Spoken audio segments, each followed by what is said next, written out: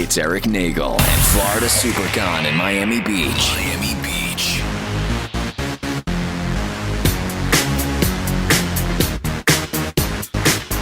Welcome back to It's Erik Nagel. That is me. I am Erik Nagel, and this is my buddy Giddles. Hey, what's up? Filling in for Matt OG, who couldn't make it on this trip. We are live from Miami Beach, Florida. We're down on South Beach at our hotel poolside doing this show for you. And interlacing, interlocking, whatever the terms you want to use. Interviews that we did live at Florida Supercon here at the Miami Beach Convention Center. Which are awesome, and I just checked on the Facebook page, and they uploaded a lot of pictures of us interviewing people on the stage at Supercon. I'll have to make sure they take those down. They do not have the rights to use my image. No, that's good. So yeah, look up the Florida Supercon page, and also go to facebook.com/It's Erik Nagel for our page. Like it, and we're going to update a whole bunch of stuff. And search the hashtag It's Erik Nagel. We've been posting lots of stuff. Yes, I forgot about that too. There's still a bunch of stuff on my phone I still have to post. Rolling had a good time with Star Wars people. I have to put that up there, and there's just some of the people that had really insane costumes or just freaky looking people. Some really insane costumes. Like, there's always good costumes you see at a Comic-Con, but there was some top of the line ones yesterday.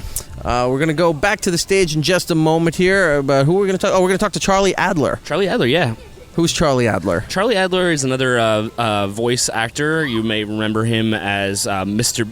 and Mrs. Bighead on Rocko's Modern Life. Are you sensing a theme on today's show? There's a lot of Rocko's Modern Life on this show, and a lot of animation. I was very happy. I'm a big Rocko's Modern Life fan. I love the show. I think it's great. Brilliant writing. He was also Buster Bunny from Tiny Toons. I think he might have also been Cobra Commander. Adler voiced Cobra Commander in G.I. Joe Resolute and G.I. Joe Renegades, not like the original G1 Cobra Commander. Yeah. Cow and Chicken's the other show that he was on. They're getting the stage ready. Let's go downstairs and talk to Charlie Adler. It's Erik Nagel and Florida Supercon in Miami Beach. Ladies and gentlemen, welcome to the show, Charlie Adler, another gentleman who's done countless voices. I'm just going to start off with the one that sits home with me, Buster Bunny from Tiny Toons. Yeah, I loved him. Am I on? Can you You're hear on. me? Yeah, you can hear you. Getting the Tiny Toons thing, what was that like when they were pitching this? Because it seemed like when they were advertising it, they were rebooting Looney Tunes, and then all of a sudden it was revealed as, no, it's their kid versions of Looney Tunes, but they're not their kids. Right. You know what? I have no answers for that. It was a straight... hello. It's my first time with a mic. You like it? Genius technician I am. I have no idea.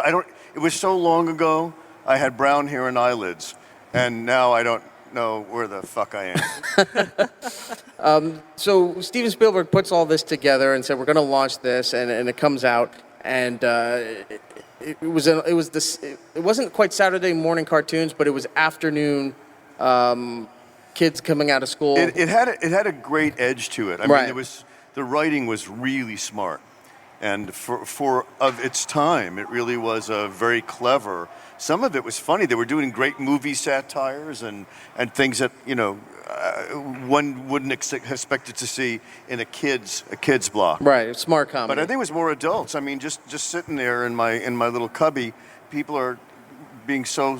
It's lovely to hear people say that we were part of their childhoods. Yeah, and such a huge part of it. And I now understand that people in junior high school and colleges really and still do watch it. So it's really kind of spanned a lot of generations. Well, that's where it was when it came out, because you go home and you were sitting around in the afternoon, and all of a sudden, like 3 or 4 o'clock would come on. I think it was on Fox at the time. Tiny Toons would come on, and then they had a whole Disney block of Tailspin and Gummy Bears and all that stuff there. I was in Tailspin too. You were in Tailspin. Who were you in Tailspin? Mad Dog. Oh, okay. Mad Dog. I apologize for not knowing that. Yeah. But that by the way, I don't remember anything I did until someone says a name and I go, that's familiar.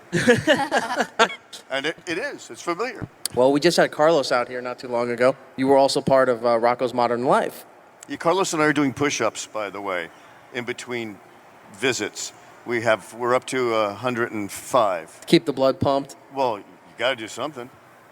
Well, you're out there. You got people signing autographs and bringing all kinds of cool stuff up. They were the Big Head. I was Ed and Bev Bighead. I was married to myself. Who were probably one of Gil's favorite characters in a cartoon. Is that right? I really liked the big heads. There was especially the episode Leapfrogs that I think was banned from re-syndication because it was about Mrs. Big Head just trying to have sex with Rocko, and she was like forcing herself on Mrs. Rocko. Robinson. They did a Mrs. Yeah. Robinson. Yes, Yeah, I and it remember was that. like it was really intense for like a kids show. Yeah. Joe Murray, who created it, is brilliant. Still is brilliant, and he just did what he wanted to do. It was great, and we had a wonderful time. And Ed, I love her. I love her. She just is wrong. Yeah, it's great. Thanks. We were talking to Carlos also about Rocko's Modern Life not kind of getting the due it deserved and the push that Nickelodeon should have given it at the time, because it seems like the shows and the products that came out after it, Doug and Rugrats and SpongeBob, obviously, all got the push of movies and soundtracks and toys and T-shirts and lunchboxes and all that stuff. But Rocko had a small little push of merchandise, but nothing past that point. It's so you'll go crazy trying to figure out the whys. They're really, it's so random, and some of it really just has to do with very specific taste and one person who's just got a real hard on for it and has the power to go. And I was in a show called Cow and Chicken, Cartoon Network, and it's still my favorite show that I've ever done, and it seemed at the time that it was audience's favorite. Nope, the network exec thought it was just naughty, offended her. Yeah, there's some, I don't think so much now, but at least back at that time, the 90s going into the 2000s, they just had this association that cartoons meant children. Yeah. And not all the time does that really take place, because a lot of times kids aren't watching cartoons, they're watching other stuff. Oh, look at the old Looney Tunes. The old Looney Tunes was not geared to children. It No, was those were very newsreels, adult, right? Yeah, there were adult situations. It was, getting shot in the face with guns and arrows and being boiled in a pot by what was deemed, Nazis. Yeah, and then there was all the natives. propaganda ones that they put out as well. Right, these were all the newsreels that played in the theaters for our grandparents and whatnot during It was pure World War satire. II. Yeah. Pure satire. So very adult and very pure satire. So I think it's always been a genre that really covered every market. Young, old, hip, not hip, precious, adorable, cutesy pootsy. But I think it wonderfully, with the advent now of Netflix and Amazon and the internet, there's so much new, interesting product out there. And I am thrilled I'm involved in many of the new shows because they're smart.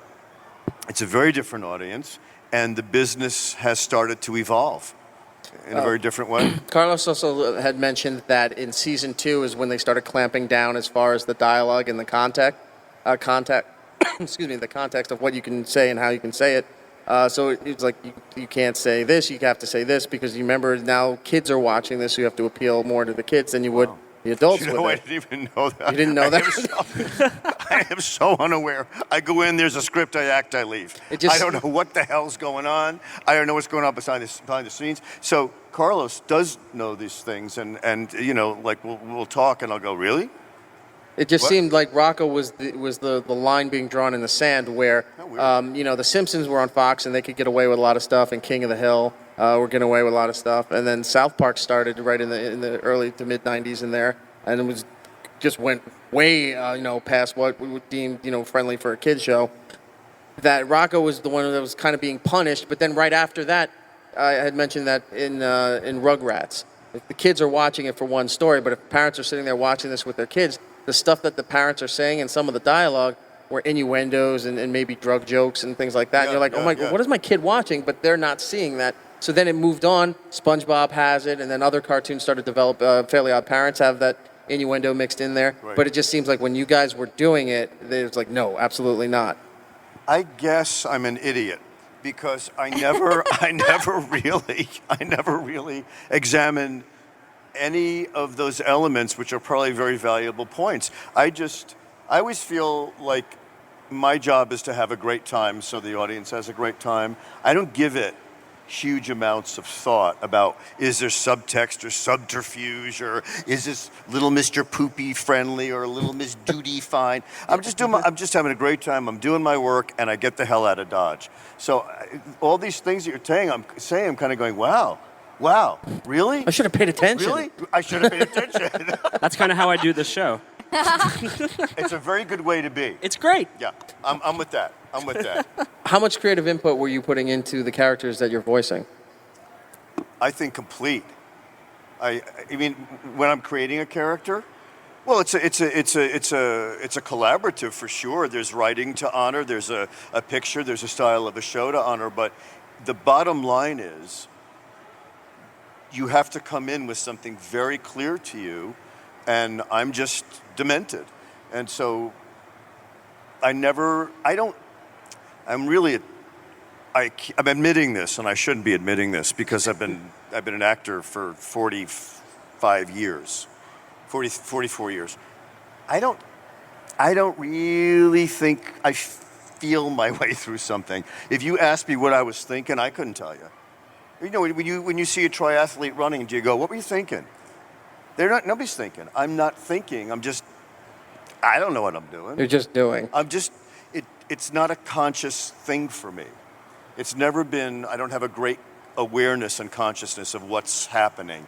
If it feels to me like it's working, that's it. Buy it, don't buy it. So when you're getting the script and they're saying, look, here's the dialogue, you got to get from point A to point B, you go in there, you try it, like first off, you just do it as written, and then you go, I'm not feeling this, I think the character would do it this way or say this thing? I've never done that. I always think that my job, because my background was theater, so my job, in my opinion, has always been honor the writing and make it work. And I mean, of the many shows that I've been in, I can't say all of them were particularly well written. My job is to make them, is to jump over that and to make something happen. So I don't indulge in, well, I don't think Mr. Poopy, Mr. Stinky the Mushroom wouldn't say, "Nani nooni poopy." Something else happens. I just do it. I do it in front of me. I try to make it fun for myself. It has to make sense to me, and they either buy it or they don't. I'm not running for mayor. I mean, clearly I'm not running for mayor. But you can't please everybody, and I don't want to please everybody. It's a terrible thing to say, but I really artistically just want to please myself. And if there's a chance of it succeeding, it will end up pleasing somebody else. But if I am by committee, if what I do is by committee, I stop being myself. I stop doing my best work. And again, it's a high wire act because people either accept it or they don't. And you have to live with either one of those. I've been very lucky. No, I was gonna say if you just do what you love and you're just confident about it, people will see that and they'll love it as well. Like I found that like the same thing in the creative field. Like I question myself when I do things and be like, oh yeah, but you know what? I'm happy, and then other people see it and then they get happy. So you know. I agree. Yeah. And at the same time, there are writers, there are producers, there are networks that you have to defer to, and certainly you have to incorporate that. I'm not saying that I'm an island, I just go off and do what I merrily want. There are a lot of masters to serve, but I think at the core, for me or any artist, is to do your job as true to yourself as possible. And hold on tight. It's a strange ride out there. But that's any work. That's anybody. That's a human question. That's everybody. Anybody who works always has to please somebody else. And it's a very hard line to walk. You have an audience. They're expecting something from you. They're expecting something from you guys. You either decide you're going to deliver it, or you're going to pander, or sometimes go between. What has been your favorite project to do up to now? Cow and chicken. Cow and chicken? Oh yeah. You still go back and do that to yourself? Like if you're in the car, you just I talk stuff? to my dogs as cow every day. Oh, you're your baby. Your baby. I don't know what is wrong. And the dog's just turning its head looking at you sideways? Yeah, they're just totally, oh, there's Dad, he's fine. Yeah. Come on, Baba. Come on with your baby. All right, then. I do find myself, the red guy appears every now and again. When I'm feeling very sardonic, I often, if somebody makes a stupid joke that bugs me, I go, That's so pompous. That's a great character. Look, he was so insane. Right. He was so over the top, and David Feast just said, go, go. There were no restrictions. Make him worse. Be a bigger jerk. His emotional life was as big as New Zealand. This guy, oh, everything was huge. And nothing was like, oh, pass this up. It's crazy. I loved it. I love it. It was very cathartic. You said you're working on some new projects now, some on Netflix. Well, what I'm working on is my attitude. Mostly. Okay. Well, once that's in check, some of these new projects that you're working on, what can you tell us about it? Well, I just finished doing the last season of The Awesomes, which is Seth Meyers and all that crowd. Right. That's been spectacular. I am developing a series now, a live-action series for the internet, which I really am not at liberty to talk about, except to play a 14-year-old girl in it. That's a stretch. Not really. No? Okay.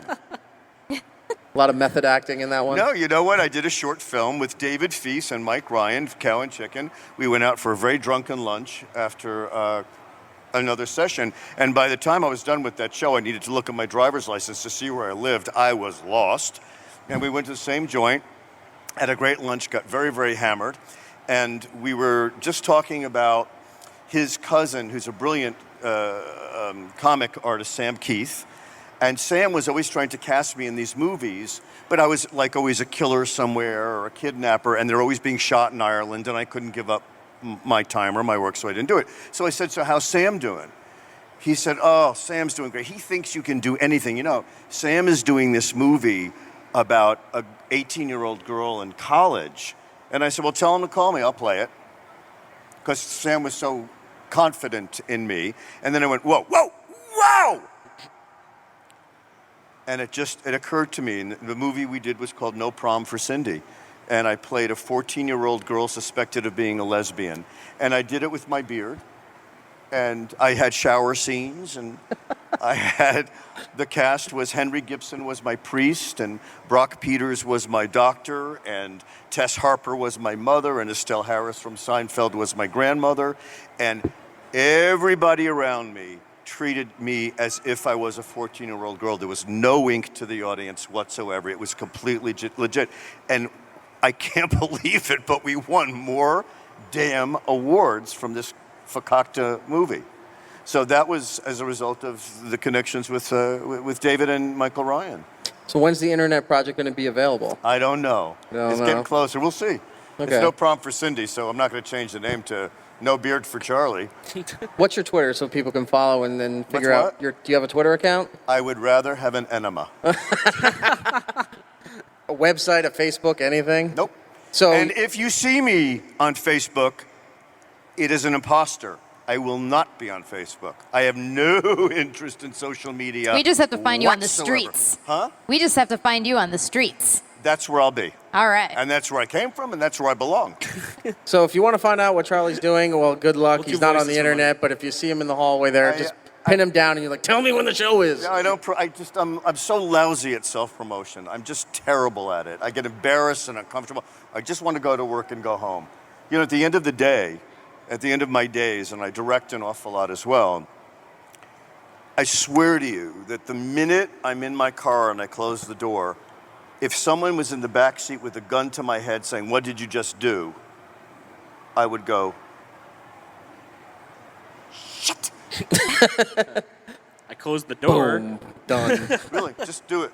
I have this capacity to just flip a switch and then go into real life, which is where I'm happiest. I love my work. I love my work. It gets everything when I'm in it. The minute it's done, I love my life. Well, Charlie, we're going to flip the switch here and let you go back to your real life and become a happy gentleman again. Charlie Adler, thank you so much for coming on the show. I appreciate it. It's Erik Nagel at Florida Supercon in Miami Beach. We're back here on It's Erik Nagel. We just spoke to Charlie Adler about his all his involvement with the world of animation and voiceover stuff. And you never know, some of these guys that you see in TV shows, you think nothing of them as little bit players or what have you. And then you look in their bios and everything and like, oh my God, they voice almost everything that I've loved from my childhood. It's a great opportunity to actually get to talk to these people, too, Yeah, to see what's in their head. And with Charlie, he doesn't remember anything. The second he walks out the door, he's like, the script's gone. I left everything there. I'm living a life. I don't remember half the projects I do. Charlie Adler is awesome. He doesn't know anything about social media. I asked him he's like, I thought a selfie stick was a dildo. Yeah. Thank you so much to Charlie Adler. Moving on to our last guest tonight, Emilie De Ravin. This was a lady that we had on Opie and Anthony a couple times, especially during the height of Lost. She was Claire on Lost, and we had to ask her about the fact that people do two voices when they talk about Claire. It's Charlie, where she's yelling, or where's my baby? Yeah. So we'll ask her. I'm like, does that get annoying? I imagine it would. But she's currently on the new show. Well, it's not a new show. She's currently on the hit show Once Upon a Time, which is on ABC.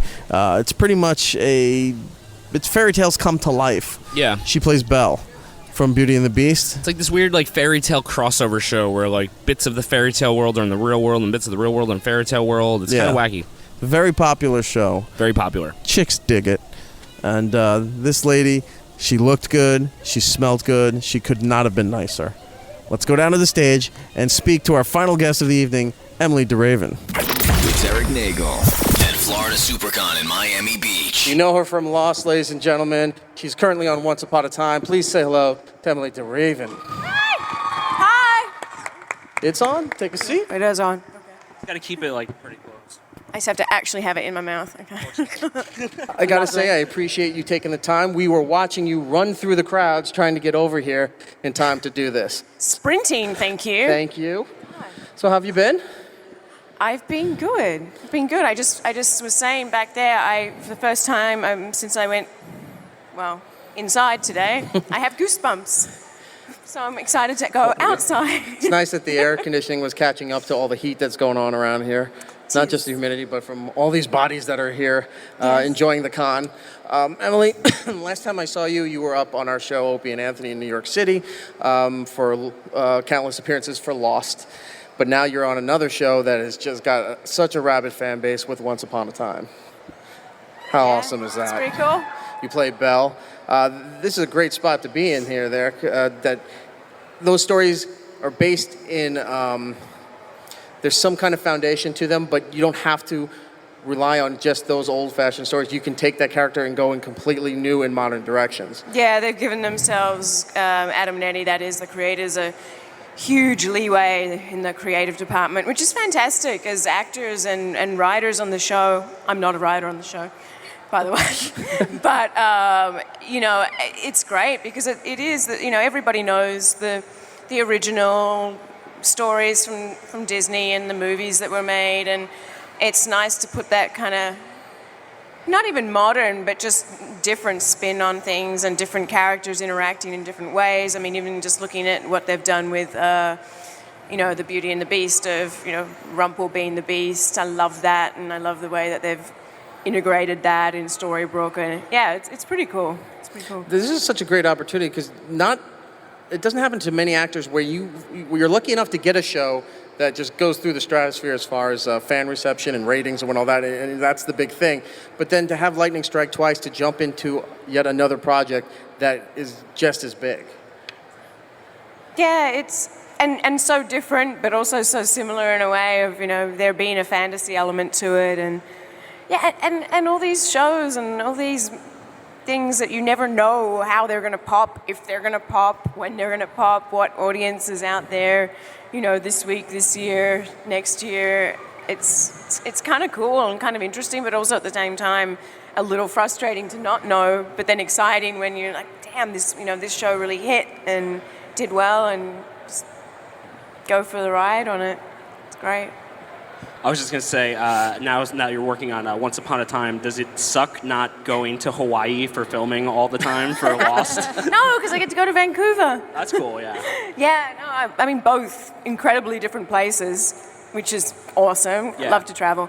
And Hawaii's great, and Vancouver's great, so it's cool. That's awesome. Both very, fresh, healthy environments, especially compared to LA where I'm based, so I get to breathe air, like real air. Clean air. In these other places. Yeah, so that's cool. What is your day like is when you get on set to actually shoot an episode? Because with Lost, everybody was supposed to look as worn out and tethered as possible. So it wasn't really hard to dress down and get ready for those scenes. But with Once Upon a Time, there's a lot of makeup and costuming and placements. No, it's all and all natural. What are you talking about? That. You just show up the bell of the ball. Yeah. What is your day like when you get on set there? Like, what time is it starting for you, and how long until you're actually starting to shoot your scene? Well, getting to work depends on what we're shooting. And, if you're shooting exterior night and you're just doing an entire, 12-hour shooting day of night, obviously there's not 12 hours of, darkness, but you'll be shooting all through the night, wrap as soon as the sun starts to hover above the horizon. But so it really depends on when we start shooting, but generally come in about 2 to 3 hours before you'd actually start filming something. And then it depends on if they're running on time or if they're running over or change the order of scenes or many variables. So basically you don't know. If you're shooting at night, like you said, a lot of the night scenes you're getting in around 2 or 3 in the afternoon or something to do a whole night thing and then stopping when daylight comes. Do they ever have it where sometimes you're doing a night scene and then back to back, all of a sudden you're in a day scene and you got to shoot like within 4 hours just to get the daylight in the next? No, there's a certain amount of like legal turnaround so that people get sleep, so that people are not driving tired and yeah. Right. Once Upon a Time, when it came out, had even though you weren't directly competing, but in the concepts were sort of the same with Grimm. With what? With Grimm, with based on fairy tales and what have you. But obviously, you're going in a way different direction than what Grimm goes. Was there any kind of concern or I don't want to say backlash, but like anybody speak out of the fact that now you have 2 fairy tale shows, except one's backed more by Disney than compared to the Grimm's fairy tales? I didn't really hear of any, and I don't have any, or didn't have any issue myself. I think that it's one of those things too that seems to be like the time for for fairy tales right now, whereas there's been have never been hotter. Fairy tales are really hot right now. It's the new thing. They've been out of the spotlight for 300 years, but they're coming back. They're coming back. Just like bell bottoms. And 8 tracks. And 8 tracks. Yes, bring back 8 tracks. Come on. It's coming. With the touch on Lost for a little bit, I'm sure you've gotten countless people talking to you about their opinion of the way the series ended, and we're not going to go into that. Really? No, I haven't had anyone else. But before all that happened, and you're wrapping up and everything, and I like to ask this question, was there anything that was sentimental or stuck out to you that you knew that you needed to take off the set, being a prop, an outfit, something like that? Did you take something home? No, I didn't. I was trying to think. I had a backup. What I wanted to take was my squirrel baby, because I thought that thing just looked so messed up. I have to keep that. It's the weirdest prop in the entire world. Where would you put it? But Damon, I think it was Damon who took it. I should steal it from him. You should. I should. Put it in one of those. Don't tell anyone. As I'm telling everyone. Do one of those decorative cradles like old ladies do when they have the babies in the living room. Naturally, that's what I do. I'm like, oh, you have one of those too. Is this an American Girl or something? And you walk over and like, what the fuck? No more nativity scenes. Just nativity scene. Just put it out on the front lawn. Just put it next. That would be awesome. That would be so amazing. With the precious moments, like in the cabinet, in the curio cabinet. No, I'm talking the big life-size ones. Oh, yeah, that they put on front lawns of churches. I'm Jewish, Erik. I don't know about that stuff. I don't know if I'd be very popular in the community if I did that. So when do you start shooting again for the next season, Once Upon a Time? We start back the 2nd week of July, so not too long. Yeah, so basically a couple of weeks. You don't really get the summer vacations, do you, between seasons? Get the half summer vacation. But that's cool because we get half the summer in Vancouver, which is such a beautiful time of year up there. So. And what other projects are you working on besides Once Upon a Time?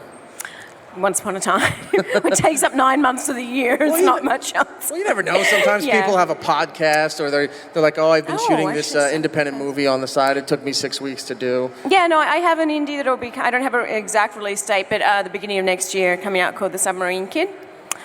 And... Some fans of that. Thank you. Yeah. And just looking forward to this season. I was just saying to some other people before, I still haven't got a script for, which is not unusual, but for the first episode. So excited to see where we're going. Headed off to Camelot. I keep wanting to do like a horse riding gesture, even though they better have me riding a horse. They haven't done that yet. I really want to. I love horses, so Emily, we're running putting that out there. we're running out of time with you, but one more last question, if you will indulge me. Sure. And I've seen this happen because when you were leaving our XM studio facilities at the time, there was a crowd outside, and you were signing photos and what have you.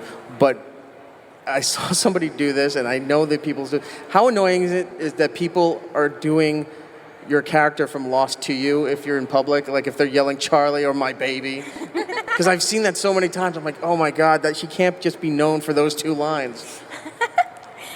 Is that still happening? Someone's going, Charlie!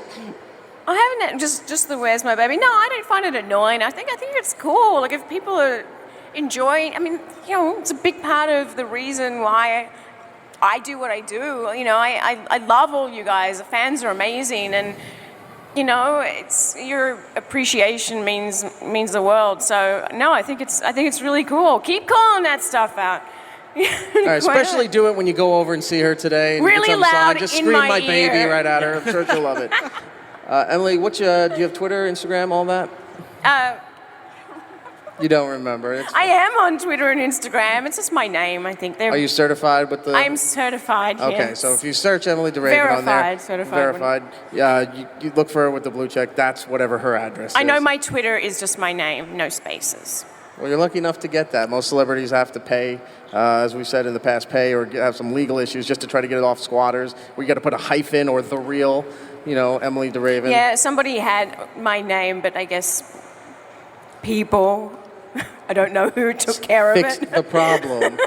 Yeah, I technically own Erik Nagel at Twitter, and that's how I got on this radio show. true. He's holding it over his head. You bastard.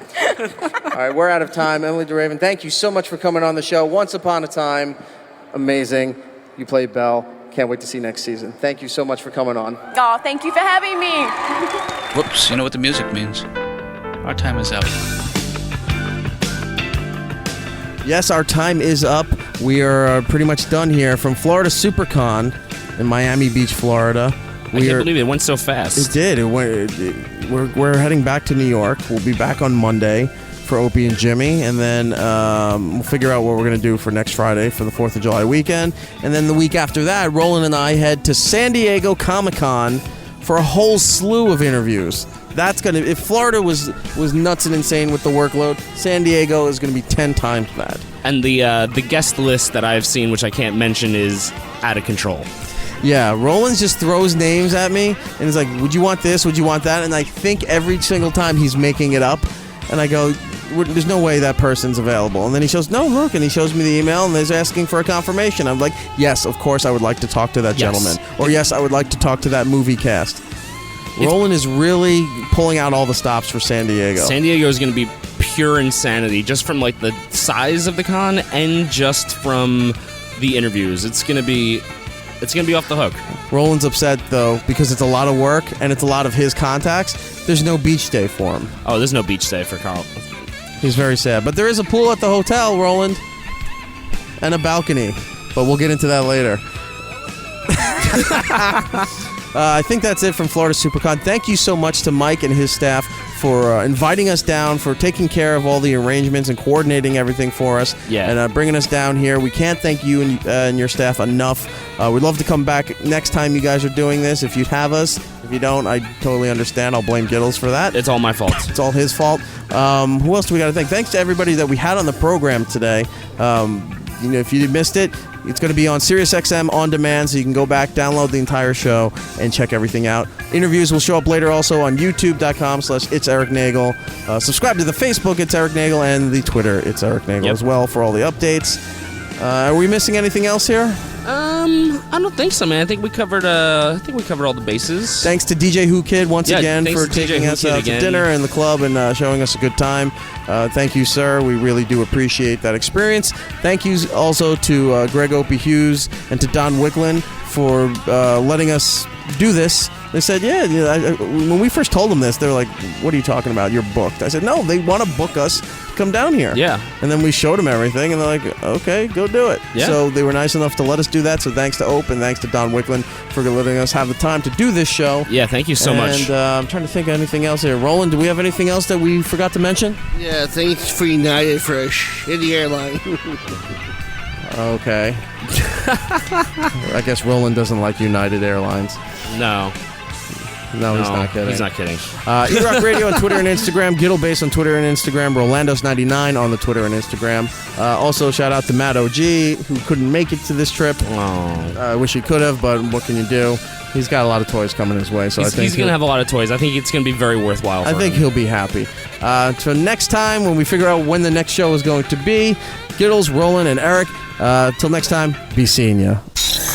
And that's all the time we have. Follow the guys on Twitter and Instagram at eRock Radio and at GeekStuffOG. eRock Radio and at GeekStuffOG. The show should be back next week, right here on Opie Radio.